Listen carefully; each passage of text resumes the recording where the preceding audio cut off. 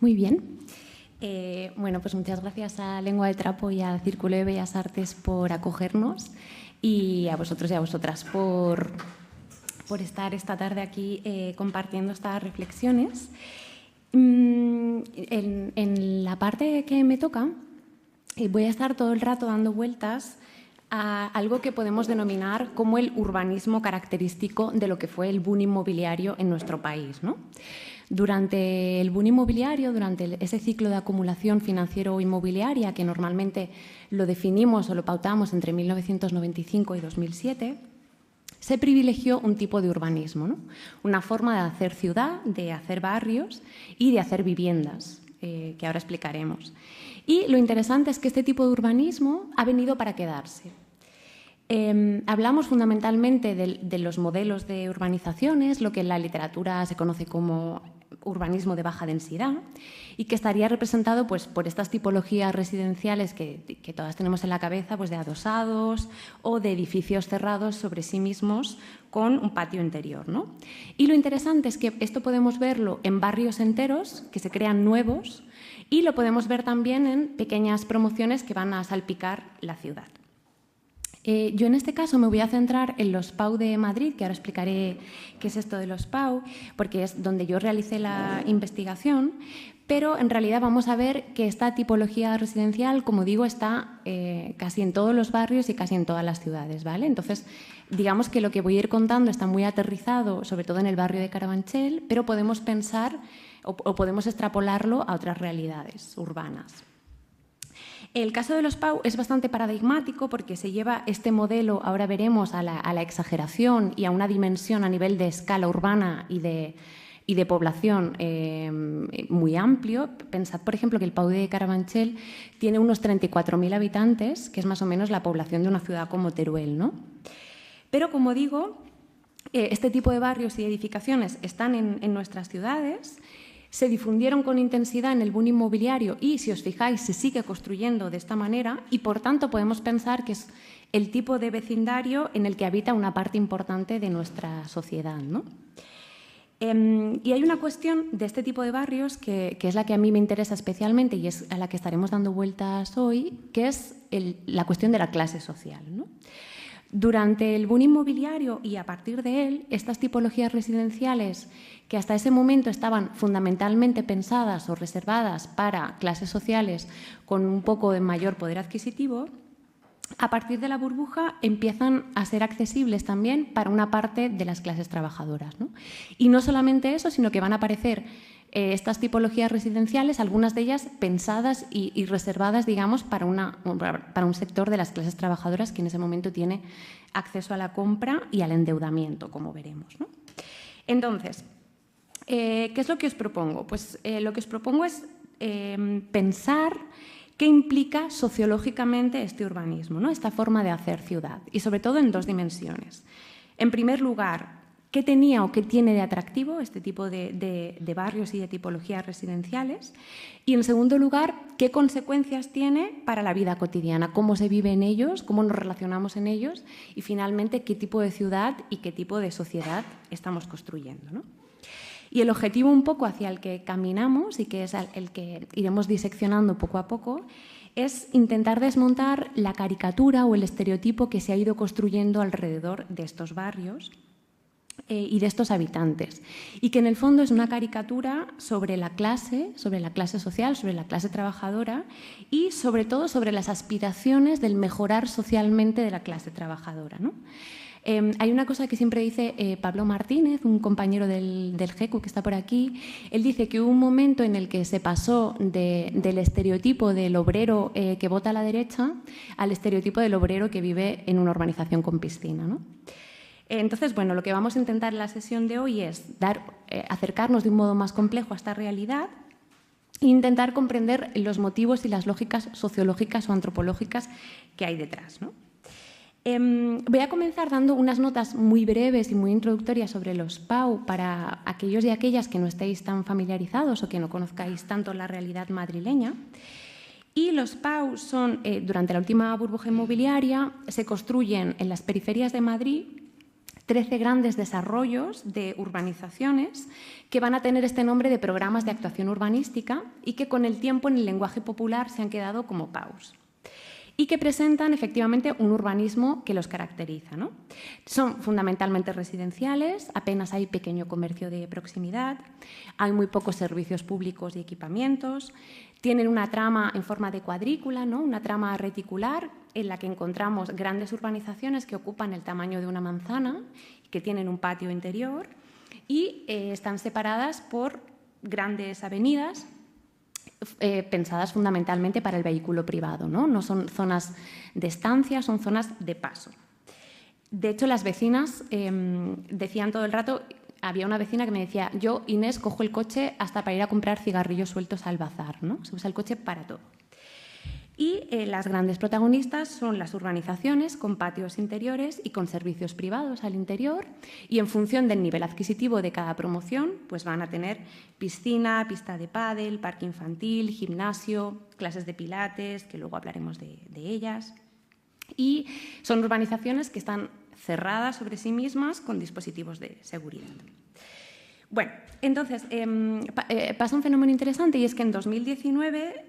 cuando yo me encontraba ya haciendo el trabajo de campo en el PAU de Carabanchel y prácticamente nadie sabía lo que era un PAU, de hecho la gente pensaba que yo era una persona extrañísima, delirando, porque estaba haciendo una investigación sobre unos barrios que nadie sabía muy bien qué eran, pues en 2019, tal vez no os acordéis, pero hubo 3 procesos electorales, hubo elecciones municipales, autonómicas y generales, y en los PAU del norte obtiene mayoría el Partido Ciudadanos. Entonces, en ese momento, los PAU saltan al debate público, se forma un gran debate público y empiezan a generar interés, ¿no? Entonces empiezan a aparecer en la prensa, en los ensayos, seguramente os suene el libro La España de las piscinas. Incluso los partidos políticos empiezan a dar como una entidad a esta realidad de los nuevos barrios de urbanizaciones.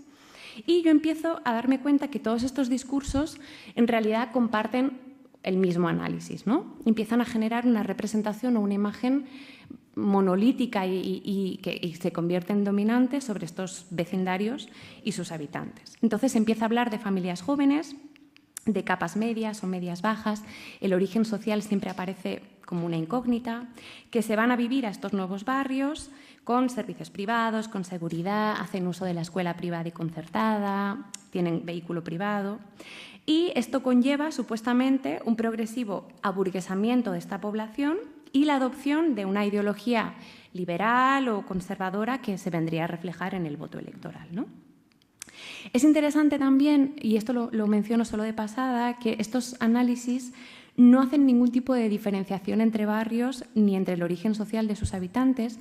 Y esto es importante porque los PAUs son en realidad muy heterogéneos socioeconómicamente. De hecho, vienen a reproducir la brecha socioeconómica histórica que existe en Madrid entre un noroeste con rentas más altas y un sureste con más empobrecido, ¿no? Los PAU se asientan sobre esa brecha y de alguna manera la reproducen. Bueno, entonces yo empiezo a analizar cómo esta representación que se está haciendo pivota por un lado, entre la victimización y la culpabilización de esta población, ¿no? Algo así como la idea de culpable de haber sido víctima. Y todo reposa sobre una ecuación en la que se pondrían los siguientes elementos. Barrio de urbanizaciones, piscina, coche, casa en propiedad, genera necesariamente una ideología neoliberal y un grupo de población que a través del consumo de esa forma de vida desea ser clase media, ¿no? Lo que empieza a llamarse clase media aspiracional. Bueno, entonces es interesante dejar aquí apuntado, ahora vamos a ir diseccionando esta cuestión, cómo se está de entrada aprisionando a esta población entre 2 órdenes, digamos, contradictorios de clase, ¿no? Por un lado aparece una suerte de idealización de una clase obrera mítica que ya no existe, si es que alguna vez lo existió bajo esa forma, y aparece la construcción de ese pasado mítico de los barrios obreros como unos vecindarios homogéneos sociológicamente, vertebrados por la solidaridad, la conciencia de clase, las duras condiciones de vida. Si habéis visto la peli del 47, ¿no? Pues este barrio obrero luchando por los servicios. Y de otro lado aparece la representación de la condena o la culpabilización de esta población por haberse aburguesado, ¿no? Y aquí todas las mejoras que los sujetos desean para sí mismos y para las futuras generaciones aparecen únicamente como muestras inefables del triunfo de la sociedad de consumo o de la sociedad capitalista, ¿no? Entonces, si os dais cuenta, esta dicotomía aprisiona a estos habitantes en la clásica dicotomía resistencia o sumisión, ¿no? Bueno, entonces, lo que vamos a intentar hacer en este ratito que nos queda es ir más allá de este estereotipo, de esta caricatura e intentar complejizar el análisis. Como os digo, yo voy a utilizar la investigación que realicé en el Pau de Carabanchel. Yo soy antropóloga y para hacer este trabajo me mudé al Pau de Carabanchel, estuve allí viviendo durante 2 años y viví de alquiler en 2 urbanizaciones distintas. Ahora mencionaré como más cuestiones de este trabajo de campo. Bueno, el Pau de Carabanchel se construye entre finales de los 90 y principios de los 2000 al sur del distrito de Carabanchel y la característica de este Pau es que está conectado con la trama urbana de los viejos barrios de Carabanchel, ¿no? Como sabéis, Carabanchel es un distrito muy grande, tiene 250.000 habitantes y el Pau se ubicaría en la parte sur conectando con estos barrios tradicionales de la periferia obrera o la periferia fordista, ¿no? Pues Carabanchel Alto, Pan Bendito, Cuatro Vientos. El Pau comienza a ser habitado en torno a 2006, por diferentes grupos de población y a mí me va a interesar en concreto un grupo de población que se va a vivir al Pau, que es la generación de jóvenes de barrio nacidos entre los 70 y 80 en estos barrios colindantes de la periferia obrera, que durante la burbuja inmobiliaria, cuando despuntan la veintena, inician la compra mediante endeudamiento de una vivienda en una de estas urbanizaciones del nuevo barrio y se mudan a lo que en ese momento empezaba a conocerse como la zona bien de Carabanchel, que era el Pau de Carabanchel. Entonces, a este grupo social o a esta generación yo les denomino hijos e hijas de la periferia obrera y es un poco el grupo social sobre el que vamos a estar pensando, ¿no? Digamos que mi propuesta teórica o mi propuesta analítica es entender esta mudanza, este cambio de barrio, como parte de un conjunto de estrategias para mejorar las condiciones de vida o la posición del grupo familiar, ¿no? Esto es lo que algunos autores y autoras han llamado estrategias familiares de reproducción social. ¿Qué es esto de estrategias familiares de reproducción social? Bueno, pues estrategias familiares para tener una vida con más comodidades, para mejorar la calidad de vida, para mejorar socialmente, ¿no? Como solemos decir. Hay una imagen que usa la escritora feminista Brigitte Vasallo, que a mí me gusta mucho. Ella habla de la patada en el culo de una generación a la siguiente generación, ¿no? Y a mí esto me parece como una idea bastante clara para pensar esto de las estrategias familiares, que es básicamente la idea pues, que una generación siempre quiere que la siguiente viva mejor y no tenga que pasar por las penurias por las que ha pasado o por las dificultades por las que ha pasado la anterior, ¿no? Entonces, lo que yo etnografié mientras estuve viviendo en el Pau fueron las prácticas que estos vecinos y vecinas desplegaban en la cotidianidad de su vida en el nuevo barrio, en diferentes ámbitos, como el consumo, las relaciones vecinales y familiares, la escolarización de las criaturas. Y digamos un poco con la idea de pensar que esta movilidad residencial, este cambio residencial, funciona como un paraguas que permite aglutinar muchas estrategias de mejora en otros ámbitos de la vida, ¿no? Como ahora veremos. Bueno, y antes de entrar al meollo del Pau, sí que quería simplemente dejar apuntadas unas notas muy rápidas sobre el contexto político, urbanístico, económico y cultural del momento, ¿no? de la burbuja inmobiliaria. ¿Por qué? Pues porque si no restablecemos este contexto, no podemos entender bien cuáles son las decisiones, los deseos y las expectativas de la gente, ¿no? Cuando deseamos o tenemos determinadas expectativas o queremos conseguir algo, esto no lo hacemos sobre el vacío, ¿no? Digamos que nuestras decisiones están mediadas por la sociedad en la que vivimos y por las posibilidades que tenemos. Entonces, digamos que en este contexto sí que es importante apuntar ciertas transformaciones que estaban impulsando o que estaban en ese momento las políticas neoliberales, ¿no? Esto sería imposible explicarlo hoy, seguramente necesitaríamos un seminario entero, pero sí que quiero dejar apuntadas como algunas cuestiones que luego iremos retomando, que son las transformaciones que van a hacer estas políticas neoliberales en lo referente a los medios de vida, ¿no? A los medios o a los recursos o a las formas que tenemos para sobrevivir, para ganarnos la vida y también para pensarnos y representarnos. Como sabéis, en el neoliberalismo asistimos a un proceso en el que el Estado poco a poco se va desresponsabilizando de la provisión de bienes y servicios necesarios para cuidar y para sostener la vida, ¿no? Y esto lo vemos en múltiples esferas, como la desregulación del mercado laboral, la privatización de los bienes y servicios públicos, la disminución de la inversión social. Y en paralelo a esta responsabilidad que el Estado va abandonando o va privatizando, esta responsabilidad aparece como una carga individual para las familias, ¿no? Que son las que tienen que desarrollar sus propias estrategias para garantizar el cuidado y el bienestar de sus miembros. ¿Cómo? ¿Cómo se garantiza este cuidado y este bienestar? Pues cada vez más consumiendo, ¿no? Pagando, adquiriendo esos servicios en el mercado y cada vez más endeudándonos. Porque si los salarios cada vez son más bajos y cada vez hay más mecanismos financieros para acceder a estas cuestiones, pues nos vamos asumiendo que hay que pagar y hay que endeudarse por determinadas cuestiones, ¿no? Lo vemos muy claro, por ejemplo, si no hay plaza en el centro público, en la guardería pública, o si no hay una plaza en la residencia pública para mayores, o si no hay garantía de jubilación digna. ¿Cómo se consigue estos servicios? Pues o se hace a través del trabajo reproductivo gratuito de los hogares, normalmente las mujeres, o se paga o se contrata este servicio en el mercado, ¿no? Entonces, esto que debían constituir derechos sociales, poco a poco tenemos que ir pagando cada vez más por ellos, ¿no? Y se da el proceso, seguramente, no sé si Javi y Marta hablaron de esto, pero de la financiarización de los derechos sociales, ¿no? Bueno, entonces se va produciendo, vamos asistiendo a una transformación de los medios de vida de las clases trabajadoras y de sus estrategias familiares que van mutando y cambiando en este contexto, ¿no?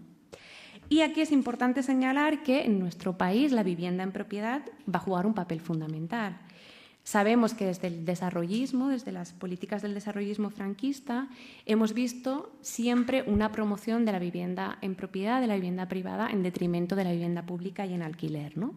Y esto va generando pues, que la vivienda se presenta como un recurso muy importante para las economías domésticas, ya no solamente como una garantía para sobrevivir, sino también para intentar mejorar, ¿no? Para intentar vivir un poco mejor. Bueno, entonces, en este contexto que, como digo, dejo solamente apuntado para tenerlo en cuenta, es en el que toman sentido estas decisiones y estas elecciones de la compra de una vivienda de consumo, de educación y de irse a vivir a un PAU, ¿no? A estos barrios de urbanizaciones. Y es aquí donde se tejen eso que hemos llamado las estrategias familiares de reproducción. Bueno, entonces yo en mi trabajo de campo analicé 3 grupos o 3 ámbitos de estas estrategias familiares, ¿no? Y el primero de ellos eran las estrategias involucradas en la compra o en la elección del vecindario. A mí me interesaba entender por qué decidieron comprar esas viviendas y por qué eligieron el Pau de Carabanchel como su nuevo barrio.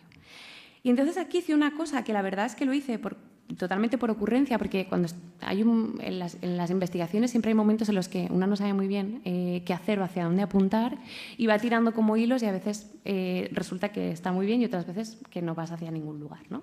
Entonces empecé a hacer una cosa que me lo pasé muy bien y además resulta que fue bastante interesante, que fue analizar la oferta inmobiliaria del momento, ¿no? Yo me puse a analizar las estrategias publicitarias que habían desarrollado las inmobiliarias del Pau de Carabanchel. Entonces me puse a analizar la publicidad de los residenciales y encontré que la mayoría de estas promociones estaban dirigidas a este grupo de clase trabajadora, ¿no? Eran los compradores potenciales del Pau de las viviendas del Pau de Carabanchel. Y en la mayoría de los anuncios los discursos estaban dirigidos a capturar, digamos, los intereses y las necesidades de esta población. Entonces, os voy a leer solamente 2 de los anuncios o 2 fragmentos de los anuncios para que veáis, ¿no? El primero dice así: está ubicado dentro del Pau de Carabanchel, la zona más privilegiada de Carabanchel. Y el segundo anuncio, bueno, es interesante decir que el primero es del residencial Pau Carabanchel, ¿no? Vemos que ya es Pau Carabanchel, no es Carabanchel, sino que es Pau Carabanchel, que es una cosa distinta a Carabanchel. El segundo anuncio dice así: Carabanchel necesita escasa presentación. De todos es conocido como uno de los barrios con más arraigo madrileño, con más tradición y en el que las raíces de las familias que viven en él hace que a cualquiera de sus componentes le cueste mucho irse a otro sitio. El Pau de Carabanchel es una opción consolidada para muchos que buscaban, sin renunciar a su barrio, tener la alternativa de una moderna urbanización con amplias avenidas y carriles bici, combinada con todas las dotaciones que ofrece Carabanchel. Entonces vemos como en los discursos de la publicidad aparece como la mejor opción a nivel de servicios, de calidad, de modernidad, con tu urbanización privada, que no te molesta a nadie, a un precio asequible. Al lado de tu barrio de Carabanchel, al que le tienes cariño y además te viene bien estar cerca porque vas a tener seguramente criaturas y te viene bien estar cerca de tus padres que te van a ayudar con la crianza, pero sin ser Carabanchel con sus problemas de barrio obrero y compartir espacios y servicios pues, con población gitana, migrante, en viviendas antiguas, sin aparcamiento. Y empezamos a ver los lemas de la publicidad, que son también como interesantes, porque nos están hablando de la combinación de este pequeño lujo que está, digamos, al alcance de una población de origen trabajador, ¿no? En un momento de independizarse, de formar una familia. Entonces, los lemas pues, son, por ejemplo, el residencial que siempre has soñado, vive tus sueños. Y los nombres son también divertidos, pues aparte del residencial Nuevo Carabanchel, aparecen todos los nombres en inglés, como residencial Carabanchel Class, que funcionó tan bien que finalmente hicieron residencial Carabanchel Class 2. Que estas viviendas ya están entregadas y habitadas. Bueno, y entonces lo curioso es que cuando yo empecé a hablar con las vecinas sobre los motivos o las motivaciones, en sus entrevistas y en sus discursos, cuando yo les preguntaba por qué compraron una vivienda en el Pau, sus motivos coincidían efectivamente con estas descripciones que hacía la publicidad, ¿no? Y me hablaban de que eran unos productos inmobiliarios disponibles en aquel momento, relativamente accesibles a nivel de precio, porque estaban la mayoría hechos a base de falsas cooperativas, que luego podemos hablar de esto a raíz de Lorenzo, y cerca de su barrio de origen, ¿no? El segundo grupo de estrategias familiares que yo analicé eran las educativas, que digamos son las estrategias que las familias desarrollan para intervenir en la socialización de sus hijos y de sus hijas. Y aquí la mayoría de madres me contaban lo bien que estaban y lo cómodas que eran para ellas las urbanizaciones cerradas en época de crianza, ¿no? ¿Por qué? Pues porque son un ámbito controlado física y socialmente, donde los niños y las niñas pueden jugar y relacionarse con otras criaturas en un espacio más o menos libre o abierto, pero que está cerrado y controlado socialmente, ¿no? Porque tú sabes con quiénes se van a relacionar. Entonces ellas describían estas urbanizaciones como espacios tranquilos, esto que es cerradito, esto que es el pack completo, ¿no? Ellas me hablaban del pack completo para la crianza. Y lo interesante es que me di cuenta que en realidad en las escuelas del Pau sucedía un poco lo mismo. En el Pau hay 2 centros concertados privados y 2 públicos, y finalmente a través de los mecanismos de segregación escolar formales e informales, desde qué centros son bilingües y qué centros no, hasta las decisiones de las comisiones de escolarización, se terminaba y se termina derivando a los niños migrantes o con menos recursos que viven en las pocas viviendas públicas del Pau, que por cierto se vendieron a los fondos buitre, los terminan derivando a las escuelas de los barrios obreros contiguos, ¿no? De tal manera que incluso en los colegios públicos que hay en el Pau apenas encontramos población migrante y población gitana, ¿no? Siendo este un barrio del distrito de Carabanchel. Entonces, como vemos o como vamos viendo, es un barrio en el que se produce una socialización controlada con grupos sociales que se conocen y se reconocen como semejantes, ¿no? Y el tercer grupo o ámbito de estrategias familiares que analicé era cómo se organizaba la vida y las relaciones vecinales en las comunidades de propietarios, en la cotidianidad de estos residenciales. Y entonces aquí aparecía todo el rato una expresión que decían las propias vecinas del barrio, que era la vida hacia adentro. Ellas se referían todo el rato a la vida hacia adentro.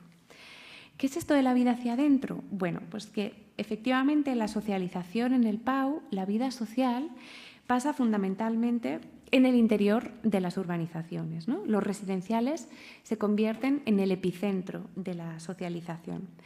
¿Por qué? Pues porque apenas hay tejido comercial, apenas hay equipamientos y servicios públicos, se usa el coche para todo, ¿no? Porque también ¿a dónde vas a ir caminando si no tienes ningún lugar al que ir caminando? Entonces usas el coche para todo. Hasta el punto pues, de eso de comprar cigarrillos sueltos o de sacar dinero en el cajero. Y el espacio público se construye como un espacio de paso. Aparte, las distancias en el barrio son enormes y no hay una vida de proximidad, ¿no? Entonces, la cotidianidad que se teje en el barrio, y esto aparecía en todas las entrevistas, es una cotidianidad de coche, trabajo, niños, Mercadona, ascensor, ¿no? Hasta el punto de que la gente por la mañana coge el coche y sin salir del edificio baja al parking, vuelve y cuando vuelve a su casa va al parking otra vez y sube a su casa, ¿no? Es decir, no hay ni siquiera un pisar la calle. Y para ir al Mercadona, aunque el Mercadona esté a 20 metros de tu urbanización, pasa lo mismo. De hecho, yo, bueno, esto siempre lo cuento, no me voy a detener, pero como no tenía coche y me pasaba la vida observando el barrio, me llegué a convertir en una persona altamente sospechosa porque era la única que caminaba por la calle, ¿no? Bueno, entonces, como vemos, hay una fuerte atomización en la célula familiar. La vida familiar toma mucho protagonismo, sobre todo alrededor de las actividades de crianza. Y esto, claro, ahora no podemos detenernos, pero tiene consecuencias también en las relaciones de género y de las tareas reproductivas, ¿no? Bueno, entonces, recapitulando un poco, las estrategias familiares que se desarrollan en el espacio de los residenciales guardan relación con esto que venimos comentando, pues cómo en ellos se produce una socialización controlada entre grupos sociales que se conocen y se reconocen como semejantes en un espacio privado y cerrado, ¿no? Entonces, como os decía al principio, a mí me interesaba analizar sobre todo la dimensión de clase de estas estrategias familiares o estas prácticas, y lo que empecé a observar es que las prácticas de las vecinas se desarrollaban siempre en una suerte de doble vínculo o de doble vinculación entre, por un lado, la periferia obrera como su contexto de origen y esta periferia neoliberal, si queremos, del PAU, que era su espacio de vida, ¿no? Es como si se encontraran en un entramado de relaciones y de lealtades múltiples que los vincula y los conecta al mismo tiempo con ambos espacios en una suerte de doble pertenencia, ¿no? Y esto da lugar a muchas contradicciones en las prácticas cotidianas y en los discursos. Pues, por ejemplo, las vecinas, por un lado, me hablaban de sus barrios de origen, de los barrios de la periferia obrera, como una parte muy importante de su red social, ¿no? Seguían acudiendo los domingos o para encontrarse con familiares o con amigos. Volvían para hacer uso de determinados pequeños comercios o de muchos servicios que valoraban, no se cambiaban el médico de cabecera. Y finalmente, cuando me hablaban de su barrio, decían que el PAU era una forma de quedarse en el barrio o de estar cerca del barrio, pero en una vivienda nueva, ¿no? Pero también, al mismo tiempo, los describían como lugares con condiciones de vida más precarias y hablaban de lugares con más problemas, con más conflictos, que habían cambiado, que habían afeado, que se habían empeorado, e introducían también la cuestión de la migración o de la inmigración como un vector de transformación negativo, ¿no? Y, por otro lado, el PAU, en este contexto y para este grupo social, supone efectivamente unas mejoras en las condiciones de vida que se definen en contraposición a ciertos elementos que caracterizan la vida en estos barrios, ¿no? Las viviendas son más pequeñas, más antiguas, están más deterioradas, hay que usar servicios y equipamientos desfinanciados, saturados y compartirlos con población migrante, gitana, en espacios estigmatizados, y el PAU en este contexto ofrece servicios privados de uso exclusivo y un control de los grupos sociales, ¿no? Es decir, qué grupos sociales tenemos más cerca y qué grupos sociales tenemos a distancia. Entonces, digamos que esta mudanza y estas estrategias familiares pueden entenderse como intentos de los grupos familiares para tener más probabilidades de acceder a un conjunto de relaciones, de bienes y de recursos que son materiales pero que también son simbólicos y que están distribuidos desigualmente por el espacio urbano, ¿no? Es decir, que el barrio, el lugar donde vives, facilita o dificulta el acceso a determinados bienes y recursos materiales e inmateriales, ¿no? Pues, por ejemplo, desde los centros educativos, que es con quién o con quiénes se va a relacionar tu hijo o tu hija, dónde haces tu ocio y con quién lo practicas, con quién compartes el espacio o los servicios y qué imaginario ocupa tu vecindario en la ciudad, ¿no? De ahí la centralidad que adquiere la cuestión residencial en este conjunto de estrategias familiares y también en el pensar o en el pensar la clase social, ¿no?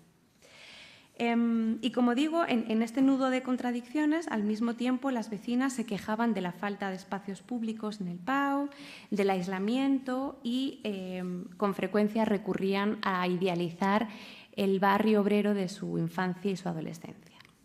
Bueno, entonces para concluir, porque me estoy ya enrollando como una persiana, me gustaría apuntar como dos ideas centrales, ¿no? Los PAU y en general estos nuevos barrios de urbanizaciones se han analizado con representaciones culpabilizadoras, muy caricaturizadas, donde se entiende que sus habitantes han sido víctimas del aburguesamiento, que forman parte de un proceso de desclasamiento, que son víctimas del consumo. Y como digo, todas las mejoras que los sujetos de clase trabajadora desean para sí y para los suyos se entienden únicamente como muestras de una dominación consumista o capitalista, ¿no? Entonces, en este contexto me gustaría, por un lado, creo que es importante contextualizar este fenómeno en ese contexto neoliberal de privatización o de traslación de la responsabilidad de la reproducción social a los hogares y a los grupos familiares, donde la gente tiene que tejer sus estrategias para mejorar sus condiciones de vida y su posición y para labrarse un mejor futuro, ¿no? Y, pues efectivamente, muchas veces o en la mayoría de ocasiones estas estrategias pasan también por reproducir las propias condiciones neoliberales en las que habitamos, ¿no? Y además no hay que olvidar que la propiedad inmobiliaria se convierte en una de las pocas, o era una de las pocas garantías de bienestar, en un contexto en el que el trabajo, los derechos sociales pierden fuerza como resortes para mantener la vida de las clases trabajadoras, ¿no? Entonces no es ninguna locura pensar que el barrio y la vivienda se convierten en ámbitos privilegiados para desplegar estrategias de mejora. Y la segunda idea sería que la posición de estos grupos sociales, lejos de ser una posición simplista o una caricatura, es mucho más compleja de lo que parece, ¿no? No nos encontramos ni ante una ruptura o ante una huida de su lugar de origen, ni ante una sustitución de un espacio por otro, de una clase por otra o de una adhesión fuerte o sin fisuras a la identidad de clase media, ¿no? Sino que estos vecinos y vecinas despliegan prácticas y posicionamientos que en realidad por lo que se caracterizan es por su ambivalencia o por sus contradicciones, por su ambigüedad, y que escapan a toda lógica de autoposicionamiento fuerte en una clase, ¿no? De identidad fuerte de clase. Y aquí la idea central sería intentar comprender que las contradicciones, en lugar de desecharlas y de entender que es algo que nos está empañando el análisis, es justamente el núcleo o el corazón de lo que tenemos que analizar, ¿no? Es decir, que eso que hay que abrazar o que eso que hay que comprender, que eso que está ahí pasando son las contradicciones y que son oportunidades de indagación porque nos están informando de las múltiples lealtades, de los vínculos socioafectivos que cruzan a estos sujetos, de cómo la gente quiere nombrarse y cómo ser nombrada, y de que esas contradicciones y esas múltiples vinculaciones, por muy incómodas que a veces nos puedan resultar políticamente, son una necesidad comprensiva justamente para poder articular políticas transformadoras. Me voy a detener aquí y os dejo con mi compañero Lorenzo. Gracias.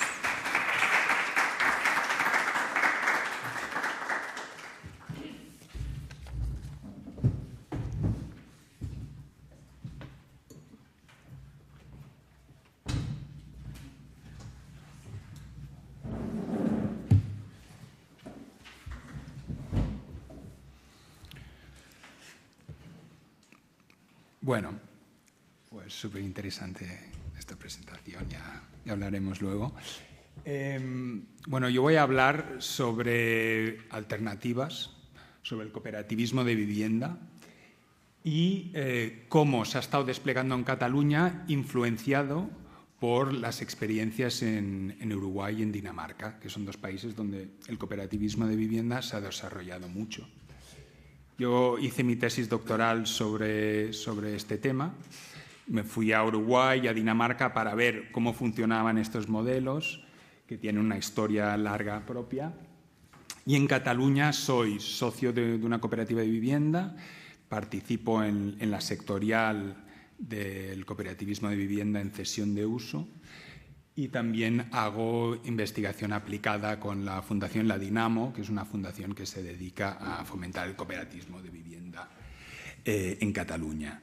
Entonces, bueno, voy a hablar bastante de Uruguay y de Dinamarca, pero siempre pensando pues, en el contexto catalán, en el contexto del Estado español, y qué lecciones podemos extraer de estas experiencias.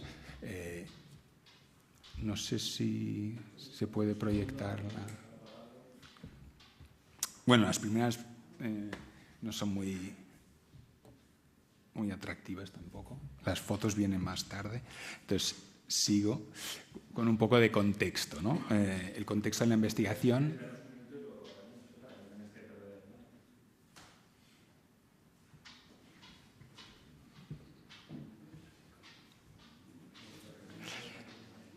Bueno, el contexto ya lo conocemos un poco, ¿no? Es la vía principal de acceso a la propiedad mediante la hipoteca, ¿no? Que eclosiona en crisis en el año 2008, y lo que había sido históricamente la alternativa principal, que era la vivienda público-estatal en alquiler, sobre todo desarrollada como alternativa en el norte de Europa, también llevaba unos procesos de desinversión, de privatización. Sí.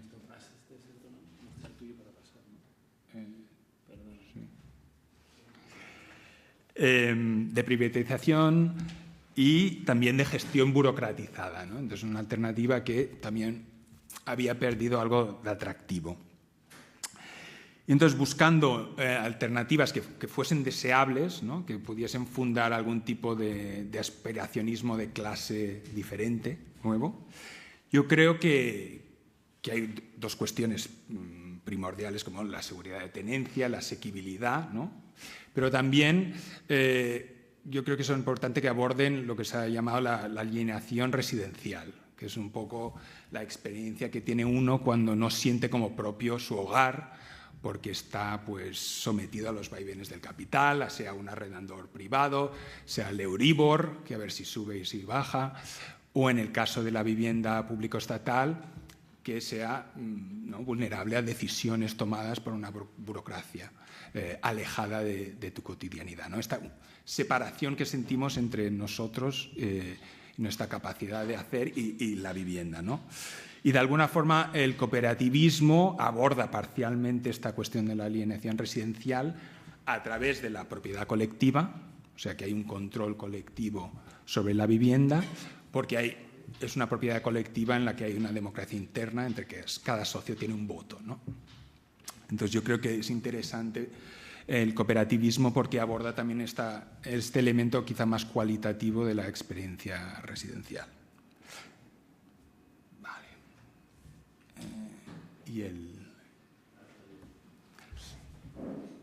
Vale. Y entonces, bueno, un poco como la aproximación teórica desde la que yo trabajé este tema y desde la que se ha teorizado también bastante buscar un espacio, ¿no? Más allá del binomio Estado-mercado, público-privado, pues en la literatura académica se ha trabajado bastante esta noción de lo común, de los comunes urbanos en este caso, que sería algo como la apropiación colectiva de recursos que son gestionados por comunidades urbanas de forma desmercantilizada, ¿no? A ver, ahora esto cómo va. Vale. Dardot y Laval, que son dos teóricos franceses, lo denominan el espacio de lo público no estatal.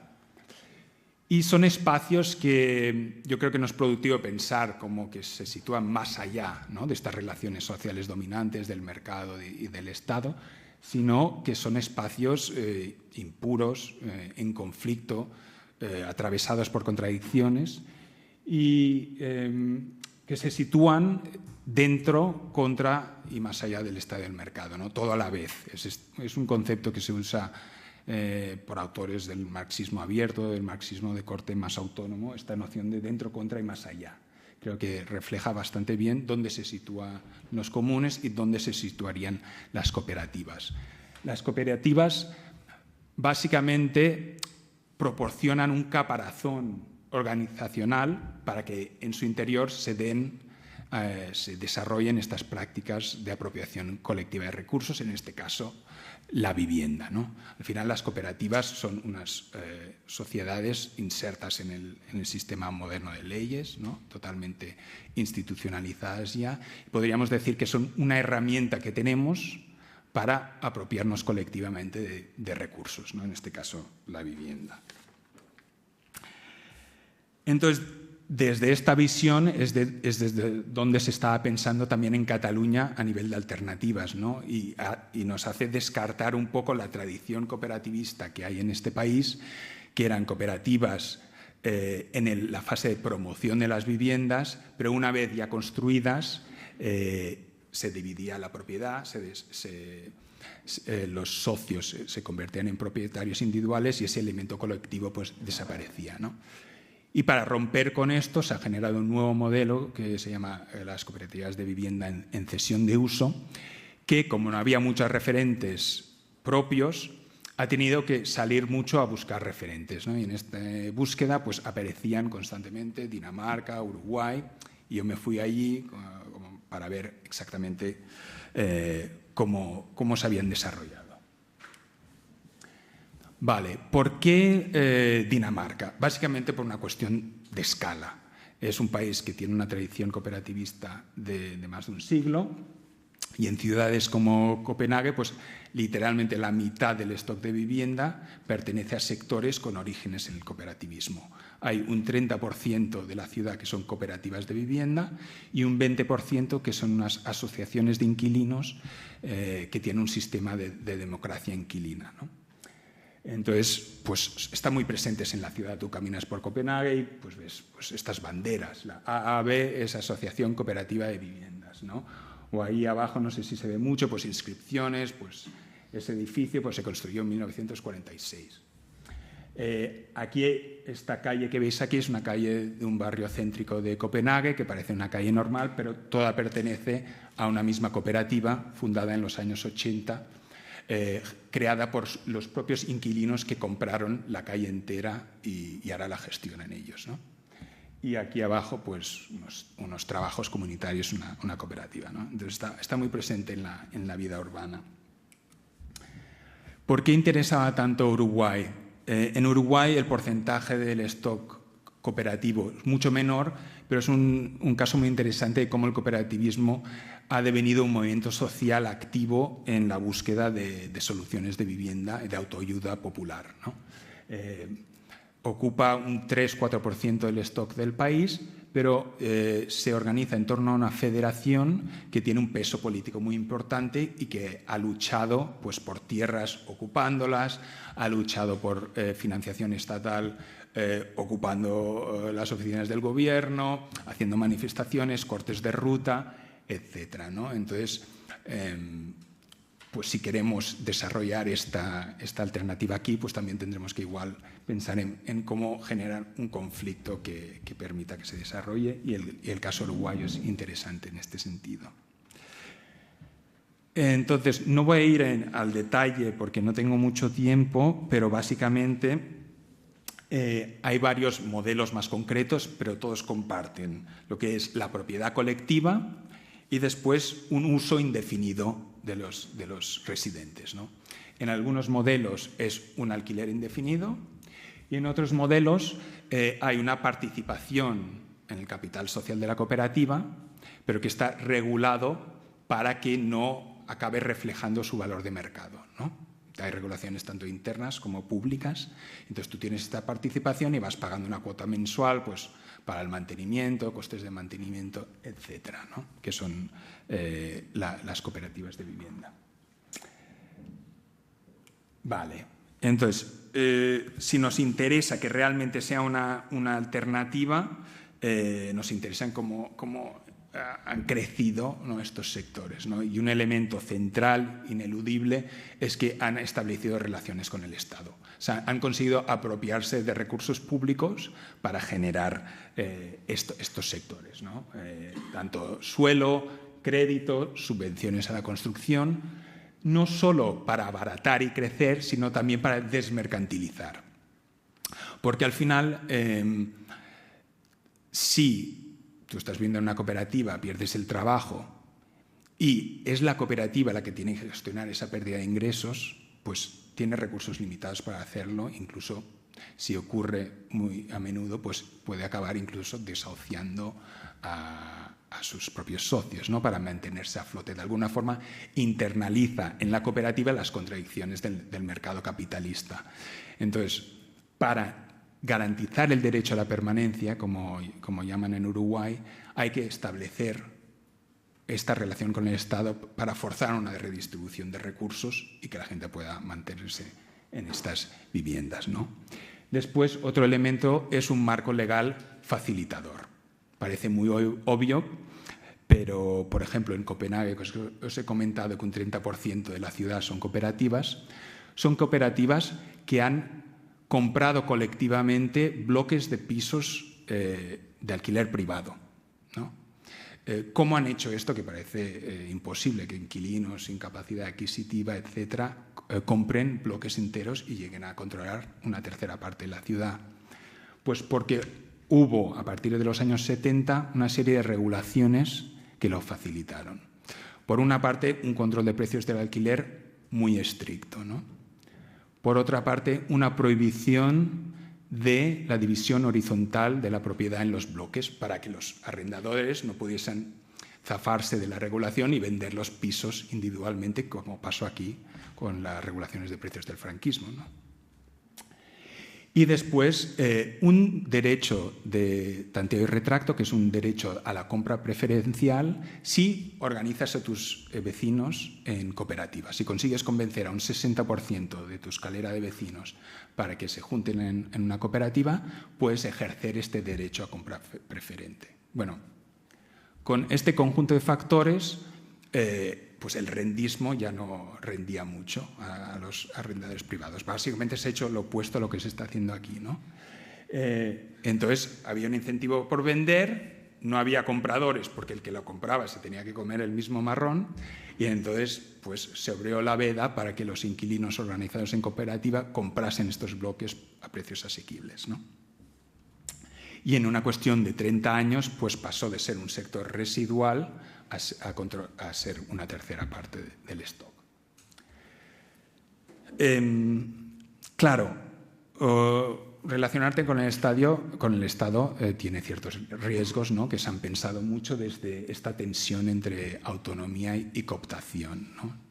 Que es así, que muchas de estas experiencias pues, las asambleas de socios pues pierden ciertos poderes metiéndose en las lógicas de las políticas públicas. Por ejemplo, pues el sector de las asociaciones de inquilinos tiene un fondo común que tiene que cogobernar con las administraciones públicas o que tienen que pedir permiso para hacer nuevos desarrollos, ¿no? Pero a la vez es interesante ver cómo, más allá de esta tensión, también la relación con el Estado ha permitido que estos sectores creciesen, desarrollasen su institucionalidad propia y eso fundase un contrapoder al Estado en ciertos contextos históricos, ¿no? Han utilizado recursos del Estado, han acumulado fuera del Estado y se han girado en contra del Estado cuando pues, ha sido un agente activo en la privatización, por ejemplo, ¿no? Entonces, hay muchos ejemplos de cómo estos sectores se han enfrentado al Estado, ¿no?, cuando han intentado privatizar. Os compartiré uno, porque no hay tiempo para más, que es un estudio caso que hice de Uruguay, que es un país en que el Estado ha intentado forzosamente privatizar 2 veces el sector de cooperativas, uno durante la dictadura y otro justo después, con gobiernos neoliberales. ambos intentos fueron rechazados por el sector.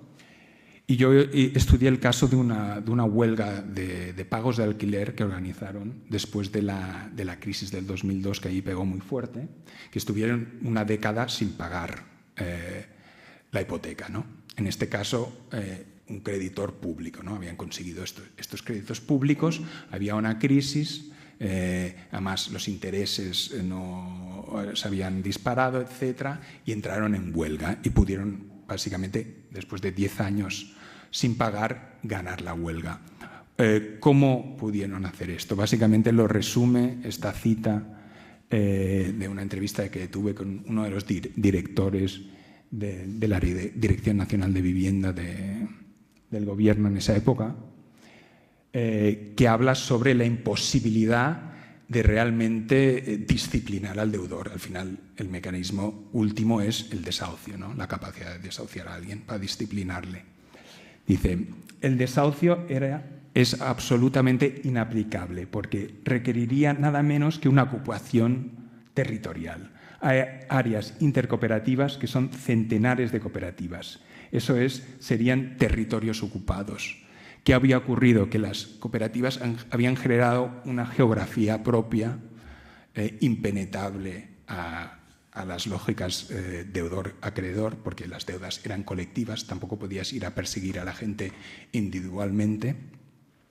Y, como se ve en este mapa, bueno, aquí hay un mapa de una de las zonas, ahí hay un campo de fútbol para que veáis un poco la escala. Hay zonas de complejos cooperativos que son barrios enteros, ¿no? Entonces, imagínate intentar desalojar barrios enteros. Es lo que os comentaba, de que habían generado las condiciones materiales para hacerse en contrapoder. Vale, eso es una historia muy bonita y tal, pero también las cooperativas han sido activas en algunos procesos propios de privatización, porque al final pues, son residentes que están viviendo en lugares que son, bueno, al final activos, que tienen un valor patrimonial importante y que hay siempre una tentación de capitalizar ese valor patrimonial, ¿no? Y entonces ha habido procesos de mercantilización desde abajo, de cierre comunitario, de apropiarse ese recurso de forma privada, ¿no? Y os contaré otro ejemplo, este caso en Dinamarca, y veréis que también tiene mucho que ver de cómo se organiza institucionalmente el cooperativismo, ¿no? Que será un poco la conclusión de la charla. Pues aquí hay una cita entrevisté al director del sindicato de inquilinas de Dinamarca y me dejó esta cita sobre este proceso que os he comentado antes, ¿no? De las compras colectivas. Dice, era nuestro sueño tomar el control de estos edificios, pero este sueño se ha convertido en pesadilla. ¿Por qué? Porque ahí, por el año 2004, un par de años después de que ganasen las elecciones un gobierno liberal conservador, levantan una de las principales, desregulan lo que regulaba el valor de las participaciones que tenían los cooperativistas en el capital social, ¿no? Y permite que suba muchísimo la valoración, ¿no? Estamos hablando de bloques de viviendas en el centro de Copenhague, en barrios gentrificados, bueno, que tienen es un patrimonio importantísimo, ¿no? Entonces, a partir del 2004, tú entrabas en una asamblea de tus vecinos cooperativistas, pobre, sin patrimonio y contento, pero pobre, y podías votar y salir de esa asamblea con un patrimonio brutal, ¿no? Entonces la tentación fue irresistible para la gran mayoría de las cooperativas y votaron pues, para seguir hasta el nuevo máximo permitido, ¿no? Que vemos ahí. Esto, de hecho, es las cuentas de la cooperativa de esa calle que os mostré en la foto, ¿no? ¿Por qué? ¿Por qué pasó esto? Porque la forma en que están organizados son cooperativas totalmente autónomas, en que todas las decisiones importantes se toman a nivel local, ¿no? Entonces, pues hay esa tentación que es muy difícil de parar. Vale, pues para ir acabando, si queremos pensar en las cooperativas como desde la perspectiva de los comunes, como un patrimonio común, que no sean una propiedad colectiva pero privada, ¿no?, de los cooperativistas, ¿esto cómo se plasma a nivel institucional y organizativo, ¿no? ¿Cómo se puede generar unas formas institucionales en las que los cooperativistas sean algo como custodios de un patrimonio que pertenece a la sociedad más ampliamente de alguna forma, ¿no? Porque si vemos las teorizaciones, ¿no?, sobre cómo definir lo común, los comunes, tenemos ideas como de Peter Lineberg, que es un historiador inglés, que dice que lo común es el antónimo del cercamiento, lo opuesto a lo que sería la privatización, ¿no? O Dardot y Laval, que dicen que la propiedad privada es el derecho de apropiación absoluta, ¿no?, y que lo común, por lo tanto, es lo inapropiable, lo que no puede ser monopolizado por nadie, ni por el Estado ni por el mercado. O hay un geógrafo que se llama Nicholas Blomley, que es canadiense, creo, que dice: si la propiedad privada se define principalmente por el derecho a excluir, ¿no?, lo común es el derecho a no ser excluido, que ahí pues diferencia claramente del derecho a ser incluido, ¿no?, porque obviamente no vamos a tener las puertas de nuestras casas abiertas para que entre y salga la gente, ¿no? Son espacios privativos, ¿no? Pero el derecho a no ser excluido, ¿eso cómo se traduce, ¿no? De alguna forma, el derecho a tener una oportunidad para entrar cuando hay una disponibilidad de ese recurso, ¿no? ¿Cómo se ha trabajado este tema en estos países y también cómo se está pensando en Cataluña? Por un lado, la cuestión del acceso, ¿no? ¿Cómo se accede? ¿Listas de espera abiertas y transparentes, o lo que pasaba en muchas de estas cooperativas danesas, que tenías que conocer a alguien, ¿no?, para poder entrar? Y eso de alguna forma deslegitimó mucho estas cooperativas y generó las condiciones para que estos mecanismos no mercantiles de acceso, que era al final conocer a gente, algunos sí tenían listas de espera, pero no sabías bien cómo funcionaban, legitimó la alternativa, que era el acceso mercantil, ¿no? La gente que estaba fuera prefería saber que si podía pagar entraba, a tener que lidiar con este entramado informal que había en torno al acceso. La otra cuestión es la federación, ¿no?, que es que ciertas decisiones clave no se tomen a nivel local, atomizado, aunque sea colectivo, pero atomizado, que no se piensa a nivel sectorial o social. Y esto, pues, hay otro sector en Dinamarca, que os comentaba, de las asociaciones de inquilinos, que son federaciones en las que muchas de las decisiones clave se toman a nivel de sector, y ahí sí que lograron parar un proceso de privatización que apuntaba hacia ellos, ¿no? Entonces, en el mismo país, un sector se privatizó rápidamente y el otro se mantuvo por esta diferencia de cómo habían construido institucionalmente sus sectores. Pero la federación tampoco es la panacea, porque miras a Suecia, al país justo del norte, que tenía una federación de cooperativas que decidió colectivamente a nivel de federación privatizar las cooperativas, desregularlas, ¿no?, cuando el gobierno se lo propuso. Entonces, ¿qué nos queda? Pues una distribución más amplia de los poderes y de los derechos más allá, sobre este recurso, más allá de los propios residentes. Por ejemplo, que en la estructura de gobernanza de las cooperativas se incluyen otros actores que tienen intereses opuestos a la privatización. Por ejemplo, la gente en la lista de espera. Tú estás en la lista de espera, no quieres que se encarezca ese recurso porque quieres entrar. O pues hay casos de tener administraciones públicas, tener otras entidades de la sociedad civil en las estructuras de gobernanza de las cooperativas. Después también hay otro caso que se está trabajando mucho en Cataluña, que se llaman los Community Land Trust, que es un modelo que está cruzando el charco desde Estados Unidos, que son entidades que se dedican a custodiar el suelo y que tiene una gobernanza tripartita, ¿no?, entre residentes, administraciones públicas y entidades de la sociedad civil, que además generan una institucionalidad muy compleja porque ellos controlan el suelo, pero ceden el control del vuelo de los edificios a las comunidades locales que residen, ¿no? Total, lo que hacen es crear una malla de intereses que después es muy difícil de desarticular, ¿no?, de que algún actor pueda apropiarse unilateralmente de un recurso común.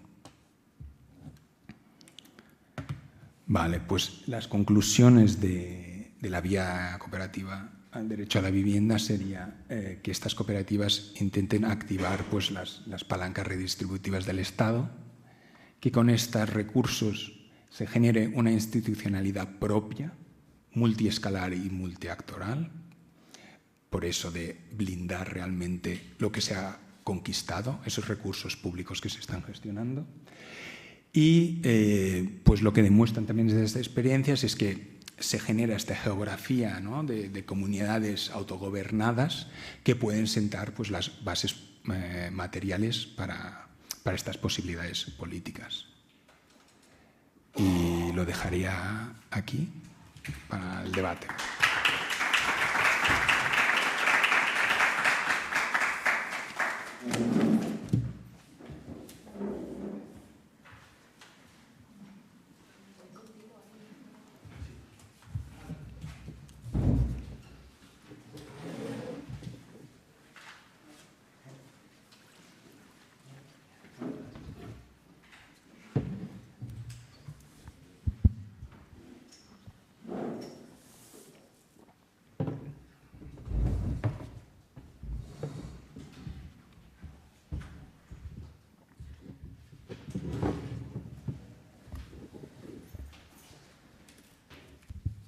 Sí, hola.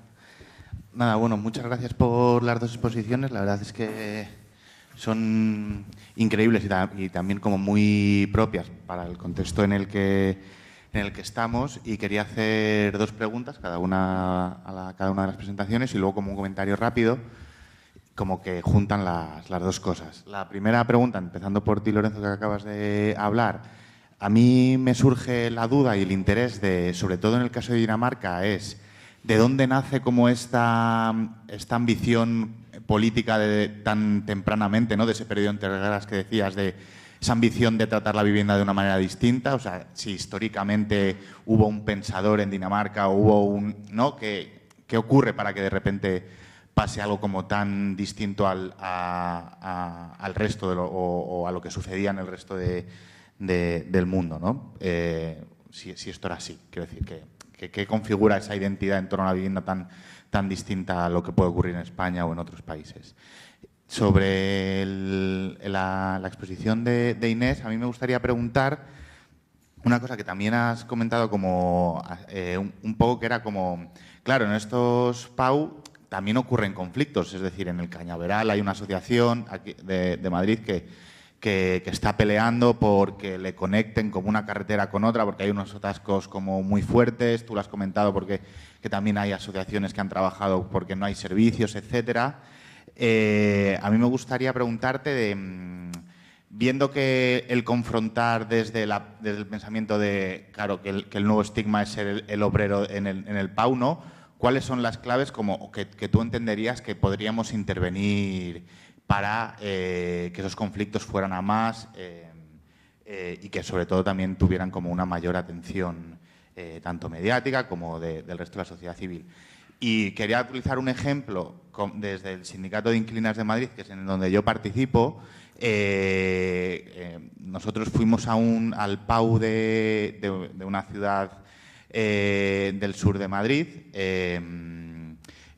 porque la había comprado Blackstone y teníamos que organizarlo, etcétera. Y la persona con la que hablamos y organizamos la primera ida a la urbanización para hacer como un speech y contar las cosas, pues estuvimos luego hablando con él, una persona que guardaba como todo el estereotipo que podríamos pensar como de una persona que ha decidido mudarse a un PAU. Y cuando de repente le empezamos a hablar de Entre Patios, que es una figura aquí en Madrid que dinamiza y tiene varias cooperativas de vivienda, él nos decía que, joder, cómo no podía conocer eso, que si a él le hubiera conocido eso, hubiera firmado automáticamente el poder ir a vivirse a una cooperativa de vivienda, con todo paneles solares, con agua que recogía, ¿no? Como que de repente una persona que no concuerda con ese imaginario estaría dispuesta, ¿no? Cuánto eso rompe con ese imaginario del Pau. Y también profundizando en esta idea de que rompiendo con esos clichés, esta misma persona a los meses estuvo yendo de portavoz a La Sexta y en prime time levantó la mano y cortó a un rentista, no sé qué, y dijo que el derecho a la propiedad privada no puede estar por el derecho a la vivienda, ¿no? Como que de repente, otra vez, rompiendo con la lógica de un estigma que se le había impuesto por haber decidido irse a un Pau, ¿no? Pues, ¿cómo intervenir ahí? ¿Respondemos a cada uno o recogemos? Vale. Pues sobre la cuestión más histórica, ¿no? En Dinamarca hay una tradición de cooperativismo muy larga que empieza en el cooperativismo agrícola y cooperativas de crédito, etcétera. Con los procesos de urbanización, pues se recoge como una herramienta de autoayuda obrera, ¿no? Pero también hay unos problemones muy bestias de especulación en esas primeras experiencias, ¿no? Es en combinación con un partido socialdemócrata, pero socialdemócrata de esa época, ¿no? Que de hecho el movimiento socialista, el pensamiento socialista, pues bueno, desde Engels hace una crítica muy fuerte a lo que es el socialismo burgués, el cooperativismo, ¿no? Entonces hay esta crítica, esta sospecha hacia estas iniciativas. Entonces, cuando empiezan a ganar las elecciones municipales y empiezan a tener este proyecto de socialismo municipal, ¿no? Es cuando se genera este nexo público-cooperativo y financian, pero a cambio de regular, ¿no? Para evitar las prácticas especulativas. Entonces es un proceso que tiene estas dos vertientes, ¿no? Que los daneses por naturaleza pues también si tienen la oportunidad pueden especulan, ¿no? Entonces esta combinación entre la pata más política y esta herramienta más práctica del cooperativismo. Vale, pues sobre la cuestión del... Claro, evidentemente en los PAUs hay conflicto, ¿no? Porque la vida social es conflicto. Imaginaros urbanizaciones llenas de niños y de niños pequeños. O sea, evidentemente es un conflicto continuo. La cosa es cómo convertir el conflicto en movilización colectiva, un espacio colectivo de transformación, ¿no? Y yo creo que aquí es el reto. Y aquí hay una cosa interesante, o sea, para mí hay como varias pistas a seguir. Por un lado, la cuestión de los PAUs del sur o los PAUs del sureste, que la composición, digamos, sociológica o de clase de los habitantes son habitantes que no tienen recursos suficientes como privados para asumir la escasez de recursos públicos y de equipamientos públicos que hay. Es decir, es gente con no tanto poder adquisitivo que está viviendo en barrios que están pensados para tener coche, sanidad privada, educación privada, etcétera, ¿no? Entonces, efectivamente, hay una cosa interesante y es que al inicio de estos PAU, por ejemplo, en el PAU de Carabanchel y ahora en la zona nueva que se está construyendo en Móstoles, digo estos ejemplos porque son los que mejor conozco, al inicio de estos barrios hubo movilizaciones vecinales. En el PAU de Carabanchel tardaron mucho tiempo en entregar las viviendas, hubo una demora de 10 años y los vecinos y vecinas se pusieron en contacto online a través de foros online y llegaron a organizar hasta una acampada y una manifestación por el PAU de Carabanchel cuando era todavía casi como un descampado, ¿no? Se pusieron en contacto con la Asociación de Vecinos de Carabanchel Alto y organizaron una manifestación y una acampada. Y luego estuvieron peleando mucho por las escuelas públicas porque no les ponían guarderías infantiles en un barrio en el que la pirámide de población parece casi una pirámide de población de un país del continente africano porque todos son niños y niñas pequeños. ¿Qué pasa? Que con el tiempo este pico de movilización se ha ido bajando y desarticulando, ¿no? A medida que la gente se iba asentando en su vida cotidiana, en sus hogares y en el trabajo y en un modelo también de urbanismo que, como digo, es un urbanismo de coche, trabajo, mercadona, familia, o sea, que te quita mucho tiempo de poder estar en el barrio haciendo vida, ¿no? Pero creo que aquí hay algo que se viene y que estaría interesante como pensar y es algo que va a suceder, Y es que la población de los PAU son fundamentalmente, o sea, digo de la pirámide de población porque es interesante, no parece una pirámide de población del Estado español.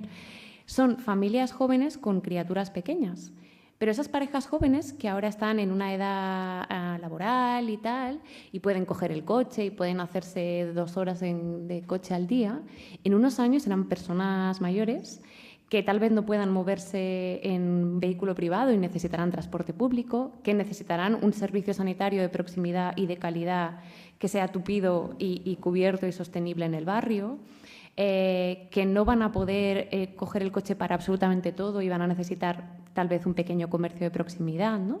Entonces, ese futuro que se viene y donde también esas criaturas ya no serán criaturas pequeñas y tal vez necesiten en su espacio otros servicios que no sean las escuelas infantiles y las escuelas de inglés. Ese futuro que se viene pasa por 2 posibilidades.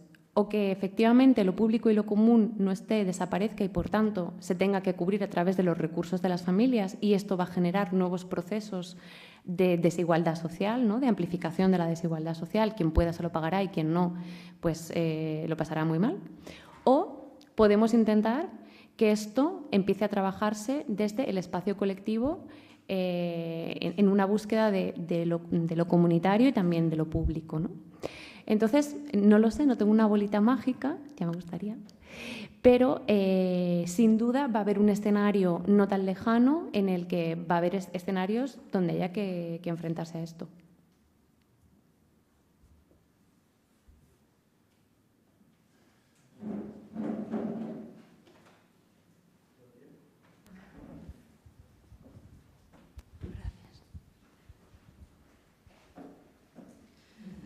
Hola, buenas tardes. A ver, quería, en contraposición de una y otra conferencia, ¿no? He tenido pues como la sensación de que frente a los agentes activos, como pueden ser los cooperativistas, están los agentes pasivos, que son los de las PAU, ¿no? Los de las cooperativas trabajan para ganarse un suelo, para ganarse un espacio, para ganarse un estilo de vida, una reproducción social, y sin embargo los que compran en las PAUs son los que realmente aceptan lo que hay. No existen muy pocas otras oportunidades de ser propietario en otros sitios y en otras condiciones, ¿no? Entonces, partiendo de esto, de que hay pocas oportunidades de comprar y de vivir en otros espacios, es que has comentado, yo de antropología urbana no tengo idea, ¿sabes? Pero bueno, recordando cosas de antropología política, también yo he tirado más por la antropología rural. Pues hay cosas como comentabas, no hay inmigrantes, no hay gitanos, son grupos que se han aislado de todo lo que es la otredad, lo que produce miedo, lo que produce inestabilidad, intranquilidad, pero al mismo tiempo han sido aislados. O sea, no se han aislado ellos solo porque sí, es que haya habido una intencionalidad de aislar a esas personas que están ahí. Eso por una parte. Luego también está la imitación. En un grupo de jóvenes, parejas, que todos se van comprando, el que se plantea quedarse al lado de la madre, del padre, en el núcleo viejo de Carabanchel, ¿no?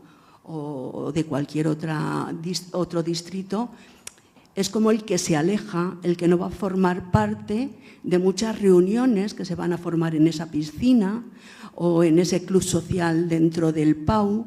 Entonces, como que se van a quedar apartados y como que tienen que elegir entre la familia o su red social creada por ellos mismos, no la red social familiar que les ha venido impuesta, ¿no? Y por otra parte también creo que hay una separación política de la familia. O sea, porque también has mencionado el voto de los PAU del norte, ¿no? que habían votado al centro derecha, bueno, a Ciudadanos, no sé cómo se califica ya, si de centro derecha o qué, pero se acercaban más a la derecha, ¿no? También porque esto sí que es cierto, ¿no? El querer desprenderse de la etiqueta que han tenido los padres de haber sufrido una dictadura, haber tenido que luchar mucho por tener lo que tienen y de haber tenido muy pocas recompensas. De repente ellos se sentían en aquella época, cuando los PAU, antes de la crisis de 2008, bien pagados, bien remunerados, y entonces tenía que haber una separación. Yo no puedo ser de izquierdas como mis padres, porque no he tenido la vida de mis padres, estoy en otra órbita, estoy en un círculo concéntrico por encima de ellos. Es lo que he podido relacionar entre lo que habéis hablado vosotros, también el blindar, has utilizado esta palabra, el blindar lo que se tiene, lo que se ha conquistado, y también la sensación de que el ser humano siempre tiende a la propiedad privada. Siempre. Me da la impresión de que la mayoría es la propiedad privada. Gracias.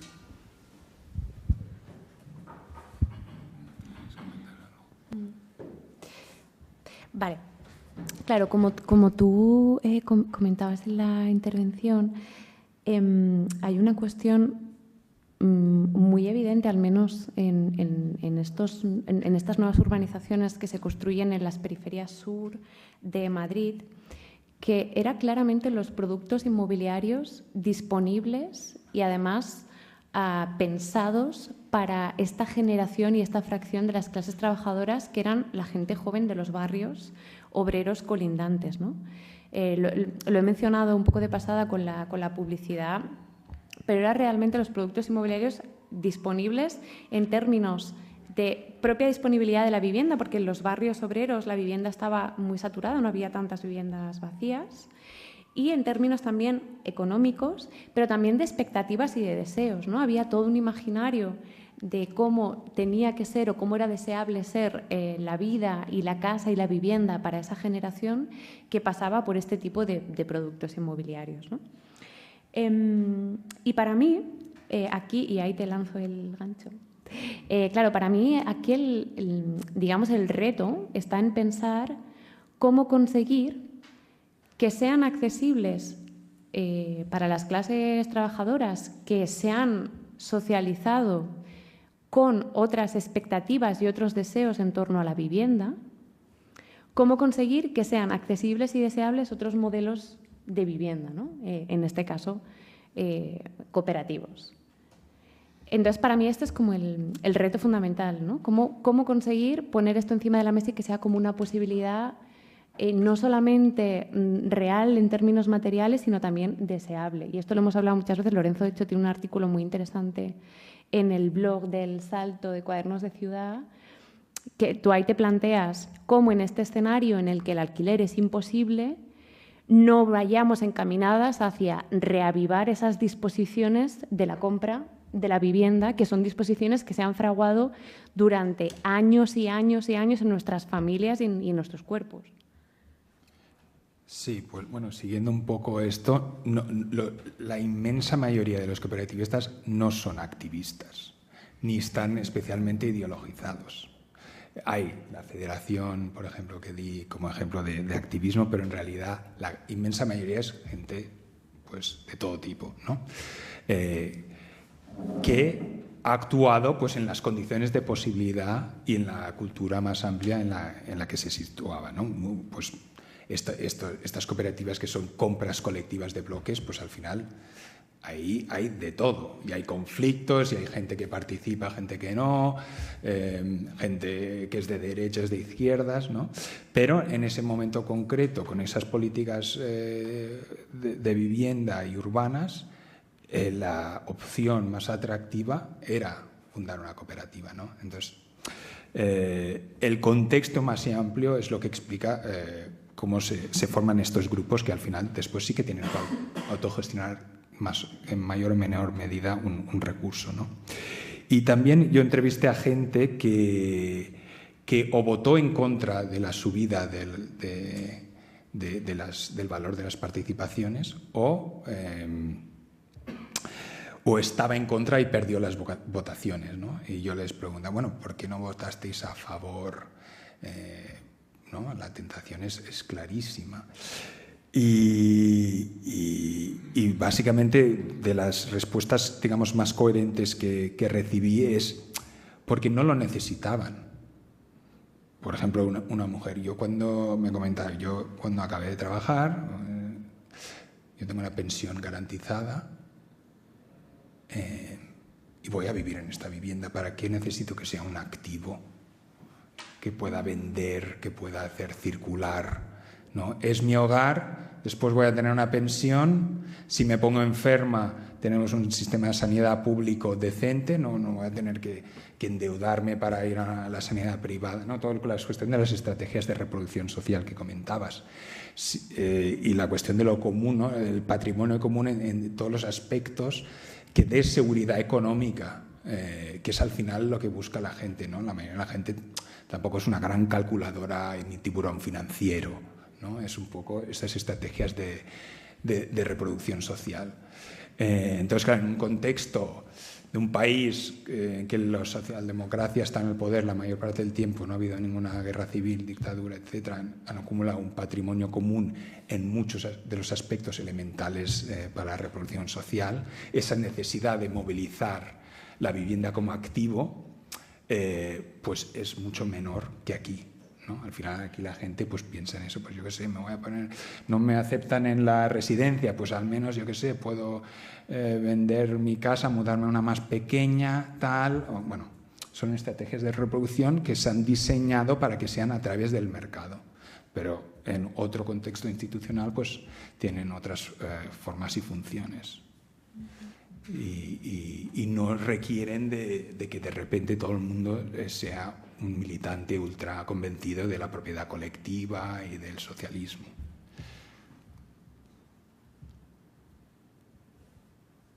¿Sí? ¿Se me escucha? Sí. Sí, es una pregunta un poco a lo mejor más para Lorenzo, pero vamos, los dos y sobre todo muchas gracias por las ponencias que son muy interesantes. Intentando entender un poco por qué el cooperativismo no triunfa en España de momento. Mirando al futuro, has estado hablando, Lorenzo, de muchas barreras para el éxito, ¿no? La regulación, a lo mejor la cultura, y hay una que yo he echado de menos o que me gustaría ver tu opinión porque siempre lo pienso y no sé si tiene fundamento o no, que es que la arquitectura es un limitante, o sea, cómo está el edificio, cómo son las zonas comunes, limitan unas u otras formas de hacer cooperativa. Que también sorprende porque has enseñado muchos formatos de cooperativismo, ¿no? Algunos de escala mayor, otros de escala menor, unos con zonas comunes más amplias y otras con zonas privativas casi exclusivas. Y, ¿tiene Madrid una arquitectura que es una barrera de entrada para el cooperativismo? ¿O cuál es la barrera más acentuada para que no lo pete el cooperativismo en nuestra sociedad? Bueno, yo creo que a nivel para mí no hay barreras arquitectónicas, ¿no? Al final te puedes reapropiar, rediseñar el espacio muy fácilmente, ¿no? De hecho, la gran mayoría de estas viviendas en Dinamarca que son cooperativas son bloques que heredaron lo que se construyó para el alquiler privado. Y como zona común, pues tienen pues igual han habilitado un local de abajo o el patio, las islas interiores, ¿no? Que antes estaban pues subdivididas. Esa calle, ¿no?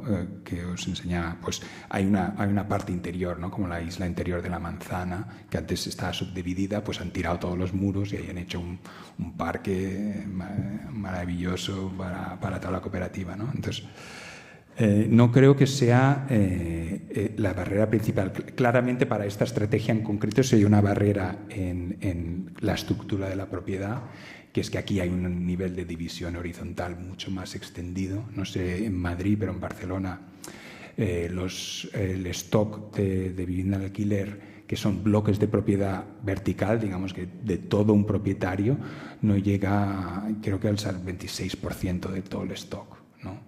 Entonces, quizá con este mecanismo podríamos llegar al 26%, que ya es muchísimo, ¿no? Pero no estaría nada mal para empezar. Pero yo veo más esta cuestión de cómo ya, una vez ya se fundan los derechos de propiedad, de alguna forma es difícil de cambiarlos si están tan fragmentados como aquí. Y después hay toda la cuestión de las políticas públicas que he mencionado, ¿no? Que para mí es finalmente la clave principal, lograr un marco en el que lo lógico y lo más atractivo sea esta vía. Pero sí estamos muy lejos de ello, sobre todo porque tampoco hay una tradición de políticas públicas de vivienda fuerte en este país, ¿no? Simplemente se dedicó a la promoción de la propiedad, ¿no?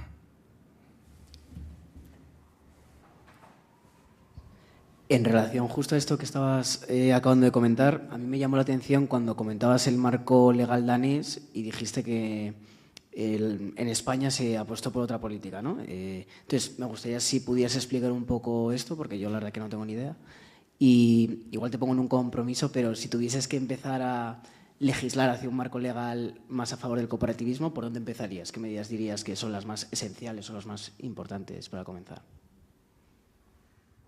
Bueno, lo de la promoción de la propiedad también lo puedes No, complementar tú. Bueno, yo en muy resumen, pues aquí, pues todas las viviendas de protección oficial hasta hace muy poco se descualificaban después de una época. Entonces creo que si no se hubiesen insertado estos mecanismos de privatización en el diseño de la vivienda en protección oficial, tendríamos un stock de un 25% del stock de vivienda en España, que es originariamente pues, viviendas de protección oficial.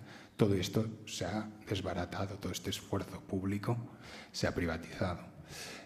Y después, pues, el fomento del crédito inmobiliario y la alternativa de un infierno del alquiler del que todo el mundo quiere escapar, ¿no? Son países que tienen sectores de alquiler que son con contratos indefinidos, que tú estás tranquilo de alquiler y no estás obligado a buscar alternativas de forma urgente en cuanto puedas, ¿no?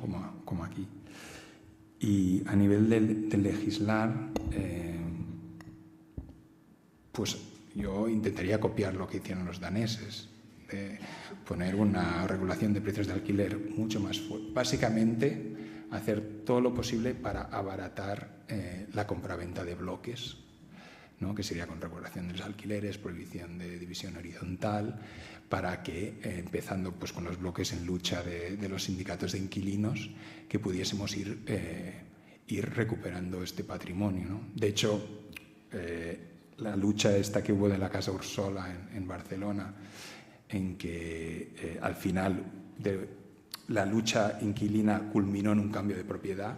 En este caso fue por la intervención del ayuntamiento, que la mal compró, pero también estaba sobre la mesa incipientemente una compra cooperativa, ¿no? Lo que pasa es que el contexto de regulaciones permite al propietario de este bloque vender por una cantidad inasumible para los inquilinos. No sé si...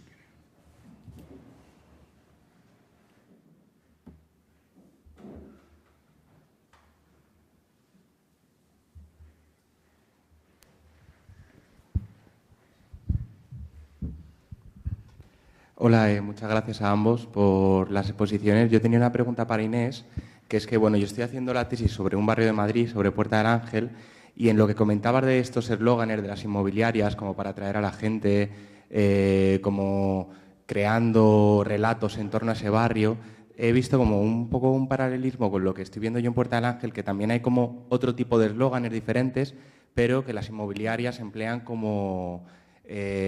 hablar de una nueva zona cool, de como atraer al barrio a través de estos eslóganes inmobiliarios, ¿no?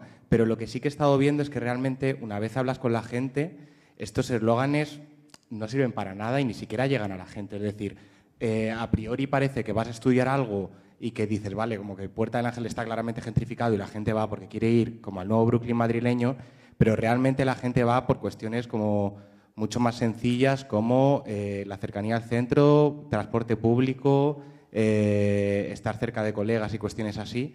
¿Sientes que en el Pau de Carabanchel esto también ocurre? Es decir, que la gente se iba no tanto por esos eslóganes o por ir a vivir en una zona tan diferente a lo que estaban viviendo, sino que realmente había como cosas mucho más funcionales y cotidianas que motivaban esto. Sí, totalmente. Lo de los eslóganes en realidad lo cuento porque fue la parte que más me entretuvo y me fascinó del análisis de la publicidad, porque eran... es como tan poco original, ¿no? Porque siempre se repiten y tal, pero no. Lo que dices es, detrás había cuestiones que entroncan con la reproducción como social y con cuestiones mucho más materiales, pero también simbólicas, ¿no? Y explico esto. O sea, detrás del discurso de la publicidad, que mirado de una manera superficial puede parecer un poco esperpento, sí que lo que se estaba poniendo encima de la mesa eran cuestiones que sí que conectaban con los deseos, las expectativas y las posibilidades de esa generación del momento. Pensad también que estamos hablando en la España del boom inmobiliario, en el Carabanchel del boom inmobiliario, ¿no? Donde para la gente sí que era importante, por ejemplo, la vivienda nueva. Lo de la vivienda nueva, todas las vecinas me decían, yo compré mi vivienda sobre plano. O sea, la cuestión de tener una vivienda nueva a estrenar, una casa nueva a estrenar, que tú amueblas, que tú decoras, eso todo era un repertorio que nos puede parecer muy superficial, pero no lo es. Que en ese momento tiene mucho que ver con formar una familia, con independizarse, con generar tu hogar, con generar tu vivienda, ¿no? Y luego había otras cuestiones que tenían que ver efectivamente con la cercanía de tu barrio, pero sin ser tu barrio, y con tus problemas de barrio, pues que no tienes aparcamiento, que las aceras son un desastre para ir, por ejemplo, con carritos de bebé, ¿no? Que los servicios están completamente desfinanciados, saturados, que además tienes que vivir en viviendas pequeñas, sin ascensor, con las familias con sus conflictos, sus problemas, que los escuchas por la mañana cuando te estás haciendo el café, ¿no? O sea, que todas esas cuestiones sí que estaban de alguna manera en las pistas que nos iba dejando como la publicidad inmobiliaria, ¿no? Y los discursos estaban dirigidos a esta población, no a la población que se fue a vivir a Valdebebas o a las Tablas o a San Chinarro, ¿no? De hecho, ya no era solamente que hablando con las vecinas esos motivos como que me aparecían también en las entrevistas, sino que cuando yo estuve buscando yo vivía de alquiler, entonces estuve buscando habitaciones en alquiler, que era todo un mercado oculto en el Pau de Carabanchel, no solamente porque había muy pocas habitaciones de alquiler, porque la mayoría son viviendas familiares y en propiedad, sino que la gente que alquilaba habitaciones lo hacía porque no llegaba a fin de mes y lo hacía de un modo extremadamente oculto y en secreto, ¿no? De tal forma que nadie nunca sabía nada de estas habitaciones y nadie alquilaba. Y yo, por ejemplo, estuve viviendo con mi compañera de piso, mi casera, cuando bajábamos a la piscina, les decía a sus vecinas que yo era una prima del pueblo, ¿no? Ella nunca reconocía que me alquilaba una habitación porque no llegaba a fin de mes, ¿no? Pero bueno, cuando estuve buscando las habitaciones de alquiler, me encontraba en los anuncios de las habitaciones de alquiler que ponía la gente, con faltas de ortografía y toda esta historia, una reproducción de las estrategias, o sea, ellos imitaban de alguna manera los discursos publicitarios para vender su habitación, ¿no? O su urbanización. Y entonces, por ejemplo, te encontrabas en una publicidad de una habitación que te ponía, bueno, vas a vivir en una habitación, pero vas a tener a tu disposición una piscina medio olímpica. Bueno, vas a vivir en una habitación, pero vas a vivir en una piscina clorada con este tipo de sal del Himalaya, de no sé qué. O sea que, bueno, esto en realidad lo digo un poco de chismorreo, pero sí que, más allá de estos lemas superficiales de la publicidad, sí que las inmobiliarias tenían identificados quiénes eran los compradores potenciales a los que iba dirigido ese nuevo barrio y conectaban con sus necesidades.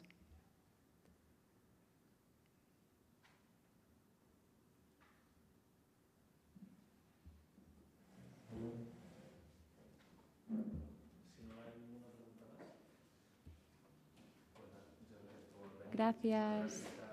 Gracias.